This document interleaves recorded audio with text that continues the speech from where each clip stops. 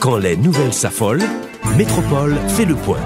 Le point tous les matins à 8h, simultanément sur Radio et Télémétropole. Le point est une courtoisie de MSC Trading et la Banque nationale de crédit BNC. Madame, Monsieur, bonjour. Bienvenue à la rubrique Le point de Radio et Télémétropole. Merci de votre fidélité, surtout de l'intérêt. Avec nous ce matin pour faire le point sur la situation à la frontière au niveau de Pédernal et Anse-à-Pitre, des responsables d'organisation. Edwin Paraison de Fondation Zilé, Père Jean-Robert Derry, directeur national du service jésuite aux migrants, Madame Géralda Saint-Ville du GAR, groupe d'appui aux rapatriés et réfugiés. L'information, on le sait, des Dominicains courent après ou encore tentent de chasser des Haïtiens en représailles au meurtre d'un couple dominicain. Il y a un suspect dans cette affaire, le suspect qui a été arrêté, interpellé par la police nationale et qui est actuellement dans le sud-est. Et situation de grande préoccupation, situation de tension. En effet, on a pu constater qu'il y a eu plusieurs Haïtiens qui ont dû précipitamment quitter Pédernal. Il y en a qui sont actuellement accueillis dans des abris provisoires. Quelles sont les données dont disposent les organisations présentes ici à la rubrique Le Point de Métropole? C'est ce que l'on va savoir. Et que doit-on faire? Est-ce qu'il y a possibilité de retenir les Haïtiens chez eux? On va dire la meilleure solution serait donc de leur donner du travail pour les garder chez eux, pour qu'ils ne se trouvent pas dans la pénible obligation de laisser leur pays pour aller ailleurs en quête de ce plus clément. Hier, c'était Miami. Avant-hier, c'était la République dominicaine. Aujourd'hui, c'est le Chili, mais c'est encore la République dominicaine. Qu'est-ce qu'Haïti doit faire? Madame Saint-Ville du GAR, bonjour. Merci parce que c'était l'heure a changé, ou levé bonheur, le patron pour venir là dans la métropole 21. Nous sommes contents capable d'accueillir. Bonjour, Monsieur Théodore, et nous saluons deux poteaux garçons qui sont avec nous matin, qui sont des partenaires du GAR, et c'est un plaisir. Bon, c'est l'auditoire, et vous avez compté tout, non? Ah, nous t'ai salué avant. Non, on dit deux poteaux garçons. Alors, d'abord, vous-même, nous saluons. Alors, je plaisante. Oui, et c'est un plaisir pour GAR pour participer à l'émission ce matin, pour faire le point sur la situation qui est au niveau de Pédernal, que en pile monde connaît, il y a un pile panique. Et maintenant, nous avons le privilège avec Radio Métropole et Télémétropole pour nous donner quelques informations. Père Jean-Robert Derry, ou même on directeur national de service jésuite aux migrants. Bonjour, merci pour répondre à l'invitation Métropole. Bonjour Wendell, bonjour tout le monde et tout le monde qui a écouté et regardé et télévision. Donc pour nous, c'est un plaisir pour nous la matin pour nous discuter, parler sur la situation haïtienne qui vivent dans Anse-à-Pitre et Pédernal. Et Edwin Paraison, ou c'est un ancien ministre, ou même longtemps à Broumen, pour amélioration relations entre deux pays. Et donc matin, c'est dans nos fondations Zilé qu'on a avec nous matin dans la métropole pour nous parler de ce qui a passé l'autre frontière et la Caïnon tout Anse-à-Pitre. Bonjour. Bonjour Wendell, bonjour aux autres panélistes qui sont avec nous là. Bon, c'est des amis de longue date, c'est des compagnons de lutte. Et à tous les amis auditeurs et téléspectateurs. Donc c'est toujours un plaisir et pour notre famille métropole et pour que nous voyons différents thèmes de l'agenda national. Et là, c'est l'agenda bilatéral. Gagné un pile d'informations aujourd'hui on a circulé sur les réseaux sociaux. Des médias à parler tout, même parler de un pile de monde qui mourit. Avec nous, on va laisser comprendre, connaître tout ensemble avec le public métropole qui ça nous-mêmes nous gagnons comme information. Mais pour nous faire une histoire longue, très courte, nous ne pas connaître qui circonstances, nous pas de précision sur lui. Mais il dit que gagne un haïtien qui a tué un couple dominicain.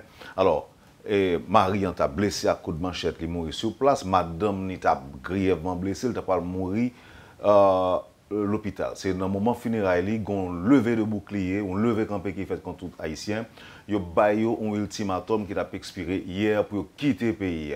En effet, pour quitter Pédernal.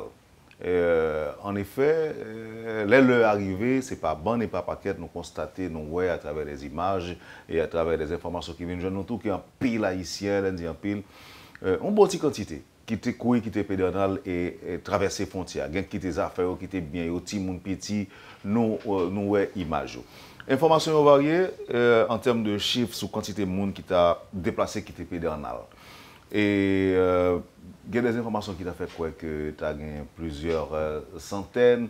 Par exemple, source officielle, déjà, tu as fait quoi que tu as gagné près de 250 familles qui accueillies dans des abris provisoires, notamment à la mairie.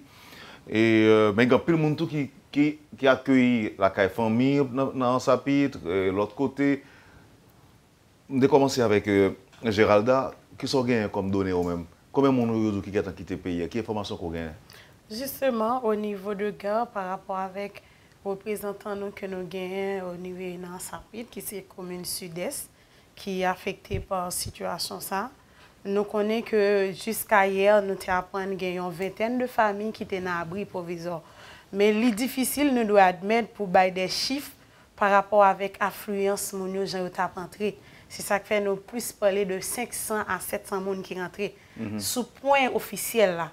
Mais il y a une possibilité, puisqu'il y a plusieurs points de passage dans la commune, il y a l'autre monde qui est entré et la communauté a observé. C'est ça qui fait de temps en temps chiffres variés. Mais on même donné de 500 à 700 personnes qui entraient vraiment dans l'affolement, qui quittaient bien au derrière. Et il y a même élèves l'école, nous avons des photos qui, l'école l'autre bois, qui rentrent à tout uniforme, soit qui étaient habités Pédernal ou bien qui habitent en Sapit, qui a entré, qui a l'école pour rentrer dans la fin de journée, et bien, ils ont mêlé tout dans l'équipe là, ils ont voyé retourner. Bon, tu as peur tout, mon nous rentre pas ça veut dire que malgré menace non, alors, tu me dis ça en l'autre genre. Il y a des Haïtiens en Sapitre qui a l'école Pédernal. Oui, ça c'est. C'est-à-dire que malgré l'ultimatum, il y a des Haïtiens qui, parents, Timounio, vont à l'école quand même? Bon. C'est en fait, ultimatum n'en paraît à partir de dimanche, les enterrement. C'est pas lundi? Dimanche, lundi, parce que tu as une manifestation, même dame n'a mouru vraiment dans dimanche. Okay. Et que Bria courir, il faut haïtien au bail et zone non, parce que pas de gain meurtre encore dans zone non. Okay. Mais moun qu'on habitué à aller à l'école, il pas pensé peut-être si ça t'a pas affecté parce que commune en Sapit, vraiment il y a vraiment un partage circulation en Sapit et Pédernal. Et nous jeunes plus jeunes qui ont traversé, qui ont cours, qui ont l'école. Hein. Ok. Père Léry, je me pose la même question. Vous avez des données ou même? Bon, en fait, oui. Comme Gérald a dit, nous parlons d'environ 53 personnes que la mairie a supposé accueillir. Là, il y a 33 personnes. Hier, pour les gens qui passent sous le point frontalier officiel, là, nous parlons d'environ 150 familles. Là, dans il y a 216 filles et 174 garçons. Donc, effectivement, il y a des gens qui peuvent aller, qui peuvent traverser. Alors là, si je bien comprendre, c'est qu'il y a une possibilité pour que le chiffre officiel soit correct. Oui, correct, les gens qui rentrent. Mais est-ce qu'il y a un abri provisoire? Est-ce que les gens qui rentrent dans la famille, il y a des communes avoisinantes, il y a là d'ailleurs, il y a la famille. Mais l'information que nous avons de gens que la mairie hébergée, c'est qu'il y a 53 personnes en tout, 33 personnes là d'ailleurs. Donc, c'est-à-dire environ une vingtaine de monde et grand monde avec 33 personnes qui... Jusqu'à... Ça, c'est information que je gagne hier soir. Ah, hier soir, mais pas jusqu'à matin. Parce que ça m'a dit là, c'est information que nous avons matin. Matin, moi, on rentre en contact avec l'agent de terrain que nous gagnons, il n'y a pas d'update, c'est-à-dire pour qu'on ait plus d'informations sur ça que le partage hier soir avec moi. OK. Et d'une par raison, ou même d'après ce que rentrer en profondeur avec vous dans la question, au lieu que m'arrêter sur l'aspect factuel là. Et il y a une information qui fait quoi que c'est éclaté, situation éclatée, bien explosée hier et avant-hier. Il était en gestation depuis date pour monsieur en mourir. Vous confirmez ça ou même? Bon, en effet, on dit que pour aller plus loin, Wendell, la Fondation Zilé surgit en 2005 suite à des événements similaires. son madame Yoterele Maridia Nunez, que non communauté rurale du nord de la République dominicaine, qui relait à Tio Palma. Donc, même bagaille qui passe là, c'est ça qui est passé en 2005. Et entre 2005 et 2018, nous venons voir que la pratique là, c'est que depuis qu'on haïtien qui est impliqué à tort ou à raison non crime, donc dans la communauté côté ça passé, hein, donc il y a d'autres voies, il y a d'autres secteurs qui encouragent Mounio et fait des actions de persécution collective. Donc c'est des actions indiscriminées. Et ça veut dire que en pile de compatriotes qui a souffert, qui a été victime d'action de vengeance ou bien action de persécution, c'est des gens qui n'ont rien à voir avec le crime que tu as accusé à tort ou à raison qu'on compatriote impliqué là-dedans. Donc, il y a deux aspects là. Il y a un aspect, j'entends dire, fait factuel, le crime dans lui-même, et dans les conditions que le commet là, alors, par exemple, aucune justification qui a comme Dado expliqué, que tout le monde pour une dette. Mais, compatriotes haïtiens qui sont impliqués. Je posé le problème ça tout à l'heure, dans la introduit. Je n'ai pas gagné des informations précises sur les circonstances de la mort. D'abord, est-ce que c'est haïtien qui a avoué que le tué? Est-ce que c'est un témoin? Et si oui, pour qui ça? Est-ce que c'est un affrontement que tu as gagné? Parce que vous parlez, dit que les gens qui mourent, sont des gens qui ont gagné 68 ans, de ce genre. Ouais. Son réclamation. Son réclamation, en fait, il y a deux haïtiens qui ont réclamé face à Dominicain Sahara, Dominicain qui mourut en premier, et ils ont comme que M. Tedoué pour un travail que tu exécuté pour lui. Donc, ça qu'on fait déjà en République dominicaine, d'ailleurs, ça fait même dans des villes, là, on n'a pas les dans zones rurales, mais dans certaines villes, il y a des ingénieurs qui ont employé des compatriotes dans les chantiers de construction. Après ça, les immigrations viennent prendre. Donc, il y a des Haïtiens qui ne pas fini croire totalement, même leur travail avec des Dominicains, mais il y a certaines réserves et leur pour réclamer ça que les Dominicains doivent. Donc, en pile fois, il y a les tout armés. Alors, c'est des bails qui comptent passer. Donc, dans ce cas-là. On dit armé, aller avec ZAM, avec ZAM, en feu ou en blanche? En blanche, en blanche. Parce qu'on a toujours une machette sous eux pour couper bois. Donc, c'est la réalité de la vie rurale. Donc, mon a une machette sous lui. Et pour travailler, pour vie quotidienne, il n'y a pas grand manchette pour l'attaquer le monde, mais comme manchette là, comme manchette là, donc. Manchette là. Bateau, c'est avec le pari. Donc, alors là, il y a une discussion qui vient passer. Donc, dans cette discussion, le crime vient fait. Ouais, c'est dans la circonstance que le crime n'a fait. Mounio, qui est impliqué, le principal, avec complice, apparemment, il a réfugié vers le territoire haïtien. Une question de moto, je ne sais pas si Gare avec Service 18K préciser cette question de moto, mais nous-mêmes, pour l'information que nous recevons, c'est comme dans une motocyclette. Son aide qui vient réclamer dette, donc les gens qui ne sont pas disposés à payer, parole mettez pied, des échanges, ils vont mourir. En effet. Okay. Alors, on peut bien mourir sur le champ. Madame n'a apparemment. Bon, nous comprenons ça qui passe. Si madame là, où Marie la première manchette, elle est venue. C'est ça. Il peut aller chercher son arme dans la caille, ça aurait un escopeta, son fusil, pour le défendre, pour le défendre Marie ou bien pour que Marie défende tête. Donc c'est dans ces circonstances que le crime n'a fait. Alors, nous connaissons que ni en Haïti, ni en République dominicaine, malheureusement, société nous, jusqu'à présent, à cause de faiblesse de l'appareil judiciaire, et des fois, ils voulaient faire justice de par eux-mêmes. Des gens qui sentent qu'ils sont affectés par un crime. Jusqu'à présent en Haïti, il y a des fois aucun bon volé, et puis ils ont lynché voleur. Ça fait tout en République dominicaine. Et pas seulement contre Haïtiens, sinon contre des bandits dominicains.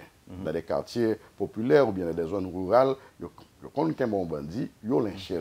Il y a des fois qu'on allait même jusqu'à la police et faire pression sur la police pour que la police remette en bandit. Même pratique là, nous connaissons tout. Donc dans ce cas bien particulier, il y a des secteurs dominicains qui croient que le bon crime qui fait sont haïtiens qui impliqués là-dedans, une facilité avec laquelle les Haïtiens doivent réfugier en Haïti. Donc ça veut dire que ne doit pas de justice. Nous avons vu ce point ça tout à l'heure, parce qu'il y a des demandes en ce sens qui est fait par les autorités dominicaines, de demande d'extradition, bien que nous connaissons pas un traité d'extradition en deux pays. En vigueur, non. En vigueur, non. Mais en fait, il y a des cas qui sont enregistrés. Oui, il y a des cas de coopération entre la police des deux pays. Ils remettent des bandits, ils remettent des gens que la police a pour chercher. Ça fait des deux côtés. Des deux côtés. Et Père Deridino, vous avez des données qui sont motos à s'allier? Oui, d'après l'information que nous avons gagnée, c'est que deux personnes qui ont mouru à une moto. Donc, ils viennent jouer une moto à la main haïtien. Ça. Donc, c'est ça qui fait que vous supposez que c'est haïtien ça qui tuait deux personnes. Donc, pas de gens qui t'a dit que vous avez tué, mais le fait que vous viennent jouer avec moto, donc c'est les mêmes qui tuent deux personnes et qui prennent moto. L'autre question, c'est question et que M. Edwin parlait de lui, c'est haïtien qui travaille pour Dominicains qui ne recevoir salaire que tu as de recevoir. C'est une pratique courante que lié. Le fait que les Haïtiens n'ont pas de document d'identité qui permettent que la travaille en République dominicaine, donc ils utilisent ça comme une monnaie d'échange pour faire que ils travaillent et puis ils ne vont pas payer. Donc, c'est tout comme point faible moins. Oui, exactement. Vous faites un travail. Vous faites un travail, quand il y a des moments réclamer moins. Ou dites pas de papier. Non, je dis que les agents de migration pour venir prendre. Quand il y a un papier au valet qui me plaît. Donc ça c'est une pratique que les migrants, les ressortissants haïtiens qui arrivent sur la frontière, toujours rapporter avec nous. Là, nous avons parlé avec eux. Donc, peut-être, là, nous avons dit son problème de justice, que peut-être, si c'est vrai, c'est Haïtien ça qui tue, c'est parce qu'il devait bailler les justice, mais que le pas de fait, mais c'est parce que il voulait réclamer ça qui pour lui. Donc, peut-être, moyen que l'utiliser, si c'est lui, moyen que l'utiliser pour réclamer là, ce n'est pas le meilleur moyen, mais c'est un problème de justice en général qui arrive là. Gars, nous recensons un pile cas de ce genre. Justement, c'est un film d'avoir avancé pour me dire que mois de février passé, nous avons enregistré 2 cas des Haïtiens, 2 Haïtiens, 2 frères qui travaillent sur une ferme Las Maltas. Et pendant la fin de journée, au fin de travail, ils ont réclamé Corbio et ils ont une altercation entre fermiers dominicains et eux-mêmes et ils tirent sur eux. Tous les deux mourent sur place. 2 Haïtiens. 2 Haïtiens. Et jusqu'à maintenant, quand ils sont morts au niveau de Las Carbas, parce que c'est consul haïtien Elias Pina qui était organisé pour rentrer Koyo. Parents n'ont pas voulu prendre ça en responsabilité dans le sens que puisque l'État est impliqué, il y a plein d'autorités. Mais jusqu'à maintenant, mon yon morgue. C'est pour montrer que fait ça est assez courant. Et de février, de fin janvier jusqu'à février, nous enregistrons 5 cas d'assassinat comme ça. Mais assassinat d'Haïtiens. D'Haïtiens. Oui. Ça veut dire gens de meurtre ça au côté que moun yo nan réclamer l'argent yo nan réclamer salaire yo ben qu'on venir avec des altercations soit que eux même victimes soit que eux même réagissent. Là on dit que nous t'avons essayé permettre public métropole là comprendre ce qui a passé. Elle dit comprendre dans le vrai sens du terme, dans toute l'acception du terme. Mais qui s'est passé pédernal, mais qui information que nous gagnons, c'est pas la première fois ça fait, ça a habitué fait déjà. Sauf que gagner, ils ont du plus, c'est une carrière comme ça. Du plus, c'est que Dominicains ont arrivé à faire un pile haïtien. Ce n'est pas autorité, bien que vous dites que des côtés, il y a des militaires qui étaient impliqués dans forcer les gens qui étaient là-bas. Mais en grande majorité, c'est la peur qui fait que, suite à un appel à la révolte, même si vous voulez, contre des Haïtiens, donc il y a un pile de monde qui quittait Pédernal. Bon, ça, je pense que l'auditeur métropole a une idée de situation dans sa globalité au niveau de Pédernal et en Sapit. Maintenant, nous allons prendre pause là. Là, nous vraiment parler de situation globale des migrants, des réfugiés en République dominicaine et en Haïti. Mais la question fondamentale là, c'est ça surtout que nous avons poser avec nous. Aujourd'hui, nous en 2018, il y a un problème qui a posé et qui a reposé. Il y a une volonté aujourd'hui pour les Haïtiens quitter le pays. Il n'y a pas besoin de qui côté pour aller, ça est bon pour eux. Ils veulent quitter le pays. Nous avons plus d'informations que moi-même, bien que je journaliste, même quoi que nous-mêmes, nous sommes presque en contact direct avec les réfugiés, avec les gens qui ont quitté le pays.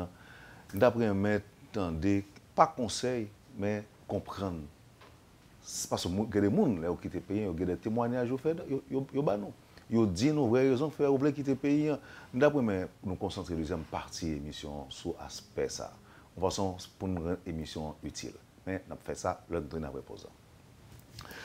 Poursuivez, Madame, Monsieur, la rubrique Le Point de Radio et Télémétropole. 3 invités aujourd'hui pour débattre de la situation à la frontière haïtiano-dominicaine. Edwin Parison de Fondation Zile, Père Jean-Robert Derry, directeur national du service jésuite aux migrants, et Madame Géralda Saint-Ville du groupe d'appui aux rapatriés et réfugiés. C'est le temps de la pause. À tout de suite.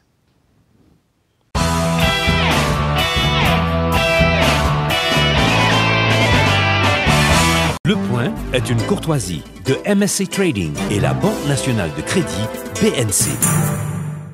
Merci, Madame, Monsieur, de votre patience et de l'intérêt avec nous.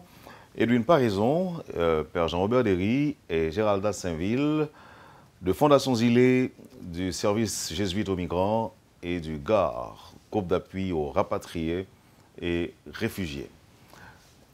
Géralda et GAR, il y a un pile donné sur quantité de gens refoulés en Haïti depuis l'année a commencé? Oui, nous avons pour 2 mois passés là, nous avons un total de 8413 personnes. Pour janvier, nous avons un total de 3000. Et pour février nous avons 5413. Ça veut dire... Rapatriement, ça va fait selon les normes ou bien? Bon, ces derniers temps, nous constatons pile violation. Et malheureusement, j'en ai toujours dit, il y a un protocole sous mécanisme de rapatriement qui est entre 2 pays depuis 1999 qui n'a jamais respecté. Et tous les 2 États sont coupables par rapport à l'engagement qui a été pris. Ça veut dire que non seulement dans l'heure pour rapatrier mon après 8 heures du matin et avant 6 heures du soir, ça ne va jamais respecter. Puis rapatrier mon dans le jour week-end, ça ne va jamais respecter. Et bah mon possibilité pour récupérer bien. Parce que quand on voit un monde tourner, ou pas quitter bien d'elle, quitter famille d'elle, c'est déjà un incitatif pour le retourner en République dominicaine. C'est un ensemble de violations que nous avons dénoncées depuis des années, mais qui toujours a fait là. Et nous sentons de plus en plus une banalisation. Violation, ça va passer comme des faits divers. C'est un que nous entendons déjà, ça a dit depuis longtemps. Mais c'est différents groupes qui ont affecté au fur et à mesure. Et malheureusement, nos pas jeunes ont feedback bon côté l'État haïtien en termes de suivi par rapport avec les gens de violation. Jean-Robert Derry, pas aucune amélioration que vous constatez vous-même? Ben, moi, je ne vais pas dire qu'il y a une amélioration. Au contraire, chaque année, nous, c'est plus mal, la situation est plus mal. Plus haïtiens qui viennent et qui viennent avec des blessures parce que les agents ont battu, parce que les agents ont frappé. Donc, et ça qui passe là, c'est une preuve encore qui montre que, au lieu de la situation a amélioré, c'est empiré la empiré. Ok. Monsieur Parison, côté commission mixte binationale, bon, il faut que nous disions que c'est une commission qui, des fois, qu'on passe par des moments de travaux assez intéressants, mais d'autres moments, comme Dakadil, tombé dans une sorte de léthargie. Nous avons fait une période de près de 10 ans que la commission n'a pas déjà fonctionné. Et là, depuis l'installation des 2 nouvelles administrations, dans le cas de Danilo Medina, son réélection, c'est le même personnage qui retournait au pouvoir, mais dans le cas d'Haïti, il y a un nouveau chef d'État, et depuis plus d'1 an. Alors, depuis la période, ça, dans le laps de temps, ça, la commission a beaucoup relancé les travaux, beaucoup de rencontres formelles entre les 2 chefs d'État. Le président Jovenel Moïse a fait une visite, une sorte de visite de courtoisie pour faire une première prise de contact avec le président Medina, mais ce n'est pas ton visite d'État, c'est en tant que président élu. Donc là, il faut quand même que le président de la République ou le chancelier, eh bien, ils mettent d'accord. Les 2 chefs, c'est 2 chefs de la diplomatie, le président est le chef de la diplomatie, mais le chancelier lui-même, c'est lui qui a fait et bagaille marché au jour à jour. Donc, yo doué, même, on dit que nous encourageons à, ouais, avec Parti dominicaine, à quel moment yo t'a doué relancer les travaux de la commission mixte bilatérale, qui quand même était un espace important, son espace de dialogue, son espace de, on dit, pour que l'autorité de pays, les instances concernées, eh bien, projeter et comment il y a gérer les relations haïtiano-dominicaines dans les différents aspects qui viennent pour avec l'agenda bilatéral là. Donc, nous-mêmes, dans la société civile, là, nous encourageons au faire.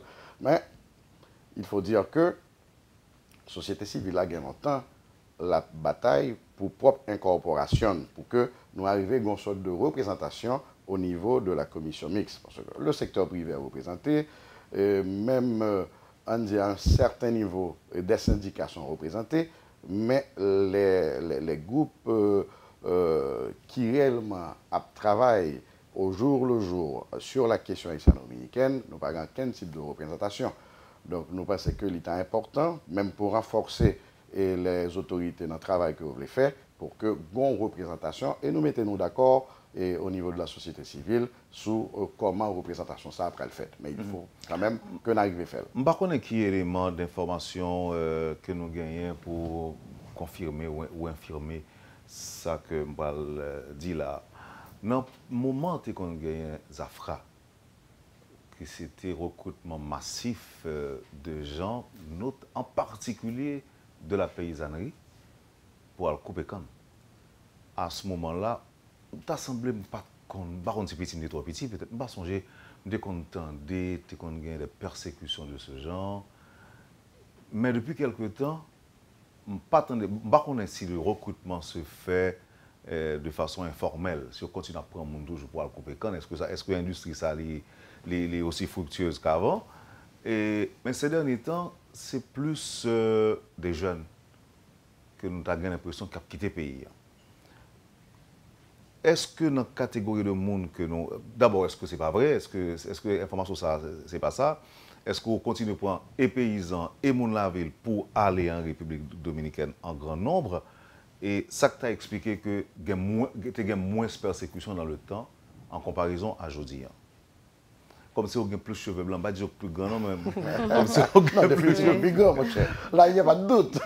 Non, alors, on dit monsieur qu'on parle, mais ça, mais non plus, personne ne va me dire que... Non, pas de problème. Eh bien d'accord, Qui est ce qui n'est pas correct, ça me dit là? Non. On dit que nous allons aller là dans la bonne direction. Il y a plusieurs études qui sont faites depuis la fin des années 80 en ce qui a trait au changement de profil de la communauté haïtienne en République dominicaine. Alors, et même en ce qui a trait à une sorte de déplacement de présence là sur le territoire national dominicain. Vu que, question canne, question sucre, l'industrie sucrière n'a pas gagné la même importance que le gagné dans les années 60, dans les années 70, à cause de l'adoption d'un nouveau modèle économique en République dominicaine qui vient basé sur les services. Télécommunications et services. Donc, à partir de là, il y a un déplacement qui est fait. D'ailleurs, nous venons de plus visible nous-mêmes en tant que communauté, vu que nous notons une sorte de confinement dans les batailles. Donc, cette main-d'œuvre, les gens qui étaient disponibles dans les batailles, ils ont commencé à l'utiliser dans des centres urbains pour la construction. La République dominicaine, c'est un pays qui toujours sont sorte de chantier de construction. Il y a de grands projets de construction. Est-ce que tu as toujours une persécution dans les batailles? Non, moi, totalement d'accord avec vous. Persécution qui te dans les batailles, c'est plus persécution de type politique. Parce que ne pas oublier que tu as des tontons macoutes qui t'ont accompagné et nos compatriotes, leur te fin recrutés dans les centres de recrutement ici, en territoire national. Donc, pour messieurs, pour les coupeurs de canne, et pas qui étaient emportés par des groupes d'opposition qui étaient gagnés tout l'autre bord, ou bien même par des groupes de gauche de la République dominicaine qui t'ont cherché et recruter des gens. Donc là, tu as gagné ton tomaco, tu as suivi brassé sociaux. Donc tu es toujours en vigilance politique. Mais pas de jamais gagner, justement, ce genre de persécution collective. Mais qui est-ce que nous pouvons enregistrer? À partir de la campagne de 94 et 96, le Peña Gómez vient projeter tête comme un leader politique qui a pile possibilité pour arriver à la présidence de la République dominicaine. Donc, c'est durant cette période de la campagne de 94 et 96 que vient une relance du courant anti-haïtien.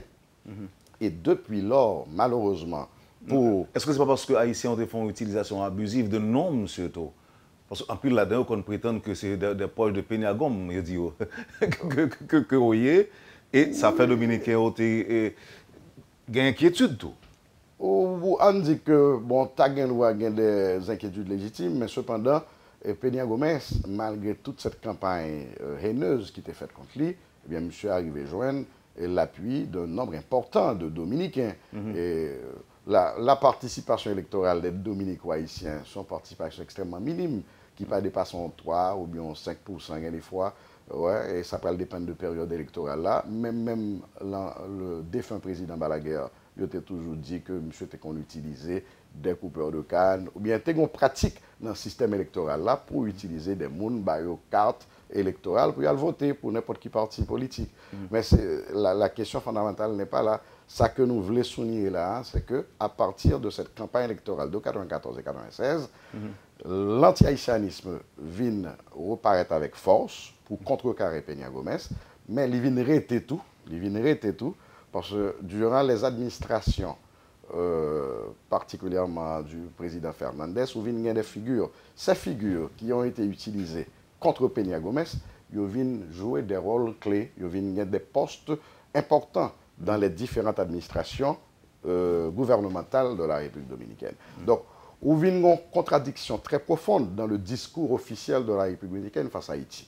D'un côté, au Cap Gain, on est Lionel Fernandez qui sont intellectuels, qui même intéressés sur la question haïtienne, ils montrent un intérêt intellectuel sur Haïti, parce que monsieur était créé au sein de la Fondation Globale, monsieur était mettons bibliothèque que vous considérez comme l'une des bibliothèques les plus importantes sur Haïti et dans toute la Caraïbe, en dehors d'Haïti. Hein. Donc, mais en même temps, dans ces administrations, ces 3 administrations que Lionel est arrivé à faire, il y a bien des figures, et des figures importantes de ces administrations qui ont un discours, nous avons même dit, haineux face à Haïti. Et bagay ça a continué jusqu'à présent. Actuellement, nous avons un contexte extrêmement explosif, côté que une bataille interne au sein du parti au pouvoir entre cet ancien chef d'État, Lionel Fernandez, qui est le président du parti, le PLD, et l'actuel président de la République dominicaine, le chef d'État dominicain, Danilo Medina, qui lui-même, un secteur qui t'a voulu pousser monsieur vers la réélection. Donc, pour la question haïtienne est encore une fois utilisée à des fins politiques. Sur le tapis. Bon, de toute façon, il y a des informations qui font quoi que officiels dominicains prennent des dispositions pour éviter que y ait des dégâts qui faits sous Haïtiens, notamment au niveau de Pédernal. Si c'est vrai, on reconnaît ça, on salue de telles initiatives. Là, nous considérons pression soulevée que les ultranationalistes ont fait sur le gouvernement pour que chasser, expulser par bande et par paquet haïtiens. Question pour Gérald Dassainville du groupe d'appui aux rapatriés et réfugiés. Nous connaissons qu'on a fait face, organisation, a fait face souvent à des rapatriements massifs d'Haïtiens. De l'avis d'un pile observateur, c'est une situation qui est horrible, humiliante, et que nous sommes obligés de faire face au quotidien, nous regardons les façons que les Haïtiens ont retourner. Et dans des conditions indignes d'une personne. Qu'est-ce qui se passe dans la tête souvent, on a fait observation ça, au niveau du Gard? Bon, dans le cas de l'assistance que nous avons rapatriée. Non, mais avant l'assistance, le paraît sous mon entassé dans de mauvaises conditions, qu'est-ce que cela vous inspire? C'est un tableau très désolant pour nous-mêmes qui accompagner mon. Parce que mon vini en pile fois. Ils prennent le travail ou ils sautent dans le travail qui déjà pas gagné en tennis, ils rapatrient comme ça. Et nous, quand jeunes monde qui sont champ de construction, ça veut dire qu'ils sont blanches. Gens nous connaissent les Haïtiens pour le travail, ils pas nécessairement mettre bon radio, ils juste mettre rad de travail. Je dis là, c'est même gens pour monde qui sautent dans le champ qui sandales pas fin correct, mais qui parlent dans le champ. Après ça, ils connaissent pas la calibre pour l'albert. Mais quand l'autorité dominicaine prend dans les conditions ça vous retourner, c'est vraiment dans conditions inhumaines. Et généralement, ils passent 2 ou 3 jours, ils passent plus. Parce que ils ont une quantité pour fin rassembler avant d'organiser départ vers la frontière là. Eh bien, un monde qui parmi les premiers groupes, il a une chance pour le passer plus que 3 jours dans le centre de rétention. Ça veut dire dans des conditions, même espace côté abdomen ou dormi pile sous pile selon témoignage rapatrié, nourriture là pas adaptée, pas suffisante, il obligé manger parce qu'il a grand goût et il pas de moyen pour doucher. Ou qu'à comprendre, ou passer une journée dans le soleil ou travail, ça déjà veut dire beaucoup. Qu'on passe des nuits, oui. Ça c'est vraiment critique. Alors, avec mais ça qui plus frappé nous, c'est Timoun qui mélangeait dans le même traitement ça. Il n'y a pas Timoun non accompagné qui prend en République Dominicaine, il a envoyé à Haïti. Mais il n'y a pas un traitement différent, c'est même mauvais traitement. Et quand Timoun ça revient, c'est vraiment choc. En tout cas, tout migrant, c'est migrant. Nous, c'est beaucoup plus facile pour les gens qui Chili, les retourner, pour prendre machine, pour retourner côté, en fait, les déportés, pour retourner pour la caille. Au niveau du service jésuite, aux migrants, c'est que c'est même observation que nous faisons tout? Bon, premièrement, c'est comment dirigeant, comment je suis capable de dire, moi, c'est dirigeant en Haïti, pendant que je suis un monde haïtien, qui est dans la misère, qui est dans la saleté, qui vit vraiment dans des situations, comme Gérald a expliqué là, on dit piteuses. Mon a fait 3-4 jours, fait mon côté, sans rad, sans rien.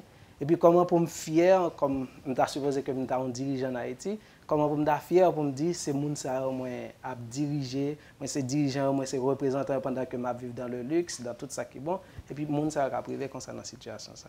Donc, pour nous, au niveau du SJM, c'est vraiment une situation déplorable. Comment pour nous arriver dans une situation comme ça, et puis, pas aucun monde qui accompagne d'ailleurs. Non seulement les arrivés, Jean-Gérald Daffin dit, sans rien, il n'y a pas de moyen pour retourner à la caille. Témoin avec notre grand ami aîné, Edwin Paraison, qui a longtemps tout la milité dans la question, qui fait la même observation. Même souligner en passant, il y a un point là que moi, je n'ai pas réagi sur lui, c'est la différence que nous constatons au niveau des migrants. Ça que vous voyez sur Saint-Domingue, conditions vraiment déplorables, est-ce que c'est parce que ce n'est pas voie terrestre qui vous mène et retourner, ou bien pas d'apprendre rien, alors que les gens refoulés sur Chili, on ne va pas voir encore. Donc, ça, c'est son observation et c'est peut-être une considération tout. Il y a des gens qui ont pile argument pour démanteler samedi là. Mais en nous élever question, en mettre question dans l'autre niveau qu'on est là, les gens qui ont refoulé, c'est moi-même. C'est vous-même, monsieur Paraison. C'est vous-même, tout Gérald. C'est vous-même, Père Jean-Robert Derry. Donc c'est nous qui continuons à défouler. Tout le monde, c'est le monde, pas quelqu'un qui plus pas son l'autre. Je dis, nous tous nous la responsabilité. Nous pas la responsabilité sur l'État, sur le gouvernement. Donc si vous voyez me tourner, c'est le gouvernement qui la cause. C'est le gouvernement qui n'a pas prendre responsabilité. C'est le gouvernement qui n'a pas de travail. Qui ça, moi-même ou même nous-mêmes qui là, nous capables de faire pour une amélioration des conditions mondiales? Ça nous avons fait. Pour ne pas laguer toute bagaille sous l'État. Parce que si c'est sous l'État, la fait 1000 ans. Haïti a disparu, pas de monde encore, il y a toujours des gens qui ont envie de quitter le pays. Mais en pile, il y a des gens qui suivent moi avec nous, qui suivent nous, et qui peut-être capable de des idées. Nous pensons que les bagaille qui a fait pour hémorragie ça. Lorsque c'est des petits gens, par exemple, qui viennent faire études, qui parlent au Chili, et qu'il y a pimpé tourné dans des conditions encore humiliantes, quand même humiliantes, ça nous a fait. Monsieur Paraison, vous êtes pour? Eh bien, bon, merci de l'opportunité pour commencer à débattre sur la question ça. Bon, on dit que, le premier aspect, que moi, toujours, au niveau de la Fondation Zilé, nous toujours considéré. Nous toujours mettons la question migratoire dans un contexte beaucoup plus global. C'est-à-dire que nous autres Haïtiens nous concernés par la situation, hein, mais cependant, dans le monde, selon données OIM, il y a plus passé de 232 millions de gens qui sont obligés de quitter le territoire côté au fait là pour aller chercher la vie mieux de l'autre côté.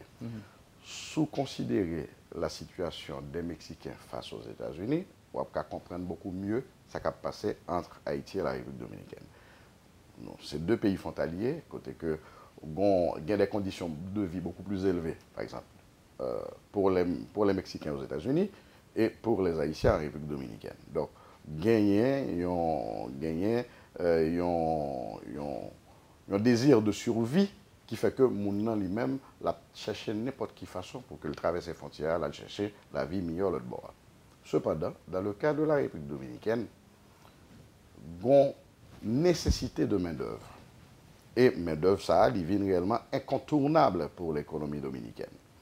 Et il ne faut pas oublier que même lors du massacre de 1937, après le massacre de 1937, on vient joindre que ce même Trujillo vient faire un paquet d'efforts diplomatiques pour convaincre Paul Magloire pour signer un accord pour recevoir des braceros. Donc ça veut dire que la République dominicaine a un besoin important. Est-ce que vous comprenez ça? Là, on dit que c'est après le massacre. Oui, après le massacre. Malgré ça. Après le massacre. Il fait le massacre 15 ans après. Il fait tout effort diplomatique qu'il fallait faire, tout effort politique qu'il fallait faire pour convaincre Paul Magloire pour signer un accord. Donc, il est arrivé à cet accord-là, c'est à partir de cet accord que vous venez la question des braceros qui peut aller dans de nouvelles conditions. Mais, de toute façon, nous autres, de la partie haïtienne... Mais nous avons plus de 30 000. Entre 18 000 et 22 000, ça dépend de l'année, selon toutes données que nous gagnons. Mais, on voit que nous-mêmes en Haïti, la partie haïtienne, malgré que c'est le même sanguinaire qui avait ordonné le massacre de nos compatriotes, eh bien, mais nous pas de trembler, non, pour nous signer encore avec les 15 ans après. Qui ça veut dire? Ça veut dire que les dirigeants nous, ils constatent un échec même. Ils ont constaté que ils n'ont pas de solution pour les besoins primaires de la population et plutôt que la population aller. Bon, si c'est ça la réalité, nous faisons politique. Nous faisons politique sur ça. Nous avons organisé l'immigration. Il y a d'autres pays qui font. Les Philippines font. Il y a d'autres pays asiatiques qui font. Ils ont organisé l'immigration de leurs compatriotes. Et là, leurs compatriotes arrivent dans le pays côté le Braléa. D'ailleurs, je dis que même la République dominicaine fait. Parce que la République dominicaine a un contrat avec l'Espagne pour que des gens travaillent dans la restauration et dans l'hôtellerie. Des Dominicains travaillent dans la restauration et dans l'hôtellerie. L'Espagne est disposée pour un nombre bien déterminé. Mais ça a fait dans un cadre formel et avec toute protection des droits humains, tout ce qui est prévu pour la protection des droits des personnes qui déplacent de la République dominicaine vers l'Espagne. Donc, pour nous autres, c'est ça. La société civile a une responsabilité parle et n'a fait travail nous, en ce qui a trait à alerter les autorités à encadrer les populations vulnérables.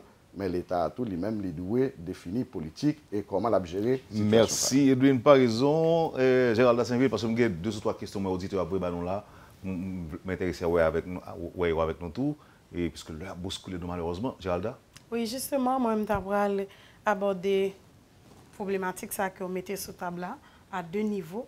En premier niveau, en matière de détenteurs d'obligations, c'est les gouvernements. Bah même dire l'État, parce que des fois, nous sommes un peu flous sur qui c'est l'État, mais les gouvernements. Et c'est eux-mêmes qui ont obligation pour protéger, respecter et mettre en œuvre. Ça veut dire qu'ils sont là pour prendre des points, pour orienter stratégiquement, c'est pour projeter la vision, pour la population rentrer là-dedans. Et société civile, là, peu importe critique, je dis, il y a fait de société civile haïtienne, morcelée, dit, éparpillée, etc., mais au moins, il contribuer à encadrer la population. C'est vrai que nous limitons pour plusieurs raisons que nous n'avons pas même besoin de dire là, mais présence là. Pourtant, nous sentons des fois nous manquons d'interlocuteurs.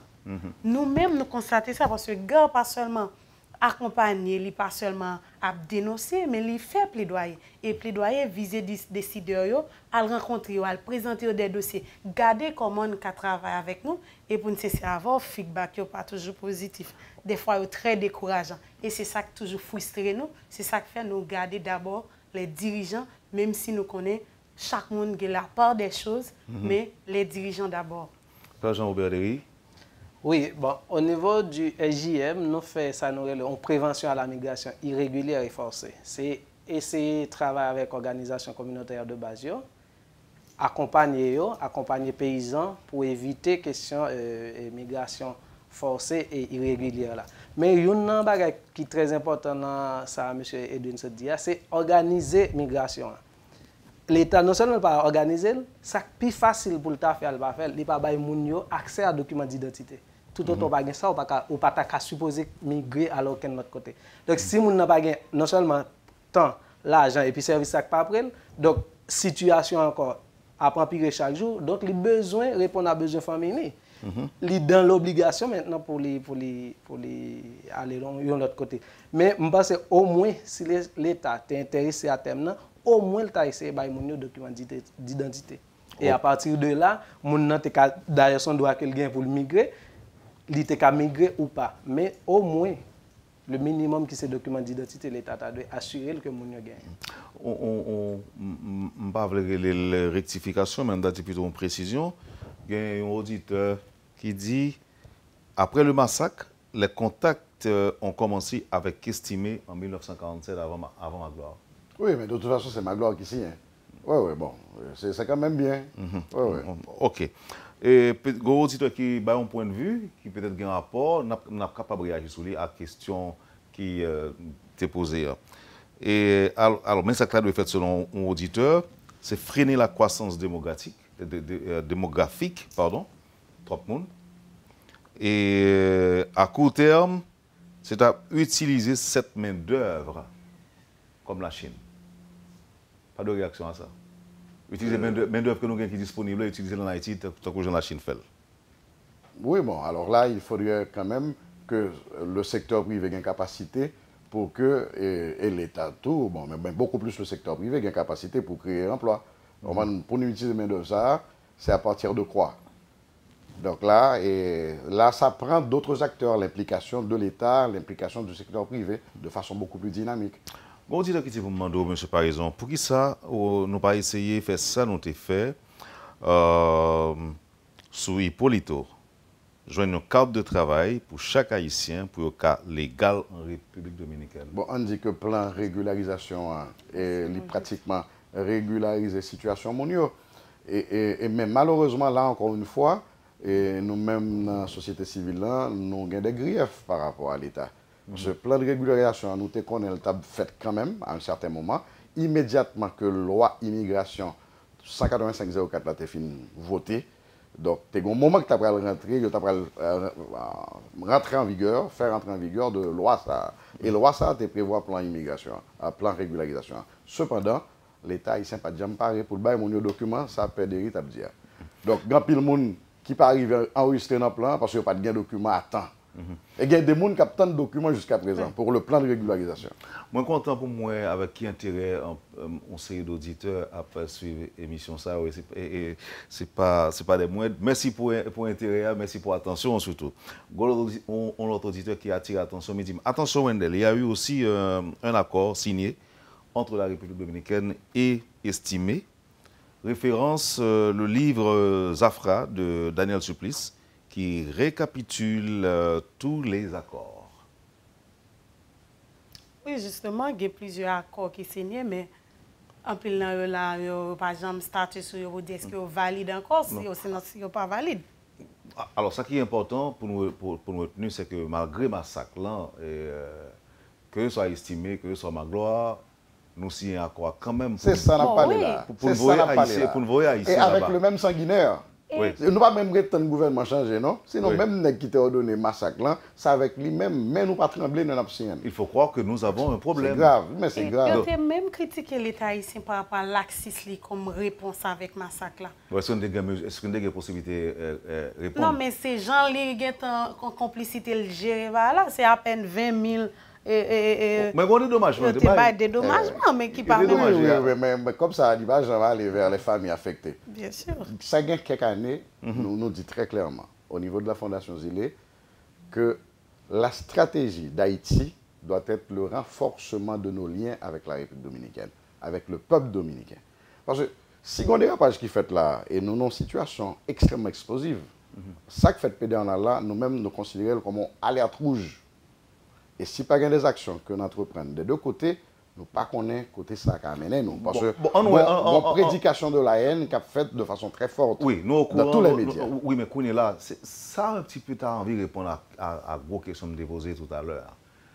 Si pas des actions des deux côtés qui prennent, son situation explosive, jeudi, son bombe à retardement qui a pété à n'importe quel moment. Et nous-mêmes, bon côté, qui action qui t'a demandé? Et qui est-ce qui t'a demandé l'action? Est-ce que c'est le gouvernement ou bien est-ce que c'est la société civile? Si oui, qui ça lui? Oui, à deux niveaux. Au niveau gouvernemental, je vais donner un exemple rapide, je connais fait nous la guerre. Il y a des bagailles moins graves qui étaient passées vers la communauté dominicaine en Haïti. Et après la marche qui a été organisée par le groupe, justement, après marche ça, et le gouvernement haïtien était obligé de faire une campagne médiatique pour alerter, pour aviser n'importe qui monde que, alors pour encadrer la communauté haïtienne, pardon, la petite communauté dominicaine que nous avons là, nous sommes obligés de faire une campagne. Le gouvernement haïtien a pris une initiative sur demande probablement du gouvernement dominicain, une campagne médiatique pour protéger les Dominicains qui vivent en Haïti. Et alerter que n'importe qui qui a fait Dominicain en bagaille, il a tombé sous le coup de la loi. La campagne a été passée dans la radio, dans la télévision, tout côté net. Des bagailles plus graves à passer depuis 2005 jusqu'à date, nous ne pouvons jamais moins que le gouvernement dominicain lui-même lui font campagne médiatique pour protéger nos compatriotes. Ou bien simplement pour promouvoir de meilleurs rapports entre Haïti et la République dominicaine. Non, mais est-ce que ce n'est pas des réactions politiques que liées le silence des autorités dominicaines parce qu'ils ont besoin de vote conservateur, ultranationaliste et monde qui va rien pour la. Ça ne va pas continuer comme ça, Wendell. Définitivement, ça ne va pas continuer comme ça. Parce que l'on quitte la tolérance de l'anti-haïtianisme au niveau de l'État dominicain, il y a nos résultats que nous avons là. Et ce n'est pas deux victimes qui gagnent, on dit pendant les 3 dernières décennies. Là, prend le cas de Henri-Claude Jean, un Haïtien pendu sur une place publique à Santiago. Mes amis, c'est grave. Et rien n'est pas fait autour de cette situation qui était venue dans nous, le crime de Santiago, la pendaison de Henri-Claude Jean. Parce avant la pendaison, où tu as gagné cette même campagne haineuse anti-haïtienne, tu as faite à Santiago, où tu as gagné tout, que des groupes de Dominicains extrémistes ont souillé le drapeau haïtien était boulé. Alors, tu as une situation réellement extrêmement préoccupante pour la paix dans l'île. Et c'est ça que répété encore une fois. Mais malheureusement, jusqu'à présent, malgré tout effort que nous faisons pour essayer de sensibiliser les dirigeants, eh bien, pour qu'il y ait une décision qui prend dans la direction de la conservation, de la préservation de la paix entre nos deux peuples. Bon, moi, je pense que ça nous-mêmes, nous avons fait au niveau de la société civile, c'est ce que nous avons déjà fait. C'est donner, sensibiliser l'État, même s'il fait bien Gilles Chaclair, et puis accompagner dans la mesure possible nos communautés qui sont frontières là. Donc c'est ça nous-mêmes, nous avons toujours à faire et c'est ce que nous continuons à faire. Est-ce que l'État voulait appuyer nous, ou bien est-ce qu'il ne met pas appuyer nous, prend responsabilité seulement face à ça. Donc c'est nous-mêmes, nous prêts comme dans la société civile là, pour nous engager, nous, parce que nous déjà engagés. Nous. Mais est-ce que vous-même voulez emboîter le pas pour aider nous dans la situation? Martin, un dernier mot, Gérald. Oui, moi-même, ça me voulait ajouter par rapport avec téléspectateurs, téléspectatrices, c'était montrer la nécessité pour contrôler la question de croissance démographique. Moi-même, d'avoir aller beaucoup plus global, il faut que l'État gère la population. Parce que les questions de migration sont déterminantes liées dans la vie de la population. Alors, je dis à combien de monde, ce n'est pas seulement les gens qui peuvent aller, combien de monde qui peuvent entrer sur le territoire là pour adapter les services avec comment gérer les questions d'exode rural, sont un ensemble de paramètres importants pour l'État prendre en compte qui permettent que le plus influent et pour permettre que les viennent avec des services qui sont adaptés à la population. Merci Edwin Parison, merci Père Jean-Robert Derry, merci Géralda Saint-Ville. Avant de quitter nous aller. Nous avons longtemps battre l'estomac, nous dit que nous sommes un peuple libre, souverain, indépendant. Est-ce que vous pensez que nous allons continuer à dire nous fiers, nous sommes toujours fiers, côté que chaque côté nous va se courir derrière nous? Pas parce que nous ne sommes pas bon monde, pas parce que nous pas mais en raison de comportement. Non. Parce que quand même, nous n'avons pas de mettre que il ne peut pas avoir tout haïtien qui a au Chili retourner. Il ne peut pas avoir tout haïtien qui a étudié en République dominicaine, il ne peut pas avoir retourner. est-ce que nous pas un comportement qui fait ça? Oui ou non? Moi-même, ça me doit dire dans ça. Fierté, c'est pas le problème. C'est fierté par rapport à qui ça? C'est fierté pour nous arriver qui bon. Parce que de plus en plus, vous sentez, et quand dit mon on a grandi en que bœuf, on a glissé descendre. Et nous parlons, qui moment, on dit, ça suspend. Qui ça n'a fait continuer, je dis. Moi, je crois que la question de fierté est un élément important pour un peuple, pour un citoyen, mais c'est par rapport à qui ça et qui ça nous voulait faire avec. Et ça nous tous concernés parce que c'est vraiment une désillusion citoyenne par rapport avec Jean Pérouillet, par rapport à Jean Avni Péroubralé. Et nous tous devons contribuer à mettre des élans de fierté, mais tout action qui peut faire que nous allons vraiment vers des choses positives. Ou bien disons l'autre parole, M. Parison. Non, moi, je crois que ce n'est pas seulement l'histoire, nous ne pas arrêter dans l'histoire, parce que nous sommes fiers de notre histoire, de la contribution que nous fait à l'humanité. Ouais, mais sinon, c'est de cette histoire, inspirez-nous pour projeter toujours l'image la plus positive d'Haïti dans le monde et côté nous arriver. Moi, j'ai toujours considéré chaque Haïtien comme une sorte d'ambassadeur d'Haïti. Mais malheureusement, il y a des situations côté que nous venons tomber sur une réalité qu'on ça qui passe actuellement en République dominicaine, des voix officielles qui bien souvent a dénigré le peuple, bien souvent a dénigré Haïti. Donc c'est contre ça pour une bataille. Il faut que nous fassions avec toute notre fierté. Moi, entièrement, alors excusez-moi, je me dis entièrement d'accord avec vous. Oui, effectivement, nous ne pouvons pas oublier ça que nous avons fait. C'est fierté, non, comme peuple. Mais on doit poser cette question bien sûr, pour dire qu'ils sont faits de lit ou c'est ça, qu'ils sont faits de l'histoire. C'est ça même. Est-ce qu'on n'a pas été bloqué? Est-ce que aujourd'hui encore, nous pas bloqué en 1804? Nous pas évolué. Est-ce que je prends conscience de ça que tu as fait là pour me faire un autre bagage? Moi, j'ai eu chance de visiter à la Colombie récemment. Je suis dans la communauté noire, dans la zone pacifique. Depuis dire que les Haïtiens sont héros. Yo même qui noir, le fait que moi-même c'est symbole de liberté pour eux. Donc son fierté liée pour moi comme peuple. Mais comment à partir de ça, pour nous mettre tête ensemble encore, pour nous apprendre de ça qui est passé, pour nous reconstruire? Moi, je pense que nous avons fait miracle. Je pense que nous avons fait miracle, mais il faut que les Haïtiens suspendent été bloqués à la question de 1804. Même si nous n'avons pas un libre sous les aujourd'hui. Mais son honte tout. Dis-moi, c'est pas vrai. Son honte tout le fait que nous ne faisons rien avec lui et que aujourd'hui, nous. Un président américain a dit que nous faisons partie de shithole country. Ouais. Donc, et puis il y a volé. Je me dit que les Haïtiens retournent la caillou, nous n'avons pas besoin là. Ah oui, donc c'est. Vraiment, on regarde des vidéos, bon, hier soir, je me regardé, ils ont une douleur. C'est parce ça. Que faut tout le monde, je pense que c'est tout Haïtien senti douleur, ça à côté senti. Au moins nous sommes capables de changer. Nous sommes capables l'autre gens. Oui, mais on connaît nous-mêmes, nous prenons l'initiative depuis quelques années. L'initiative est Semaine de la diaspora en République dominicaine. Et nous prenons la 7e édition de cette Semaine de la diaspora. Plusieurs années, quel est le résultat, non? Il y a résultat parce qu'ils permettent quand même que les Dominicains comprennent mieux Haïti, comprennent mieux la migration haïtienne, malgré que ça va passer. Et face à ça, nous devons renforcer l'initiative. Donc, 7e édition, on a le prévoit du 13 au 20 avril, la fini pour la Journée nationale de la diaspora. Et là, c'est une occasion extraordinaire pour que deux gouvernements, si nous avons transformé Semaine diaspora en semaine de la fraternité, de l'amitié haïtiano-dominicaine, nous n'avons pas de problème pour nous régler comme ça. Pour que deux gouvernements... Parce que, avant de finir, je me demande est-ce que par contre, il y a un bagage qui est très facile que les Haïtiens sont capables de commencer à faire.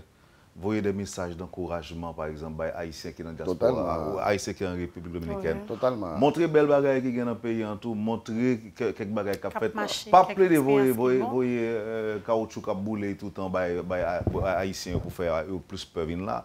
Et puis, M. Bandi, autrement, il suspend tirer sur le monde, mettez, déposer les armes, créer l'espoir, montrer qu'il y a espoir en Haïti, au lieu que nous faisons des bagages drôles, justement, des bagages voler, tuer.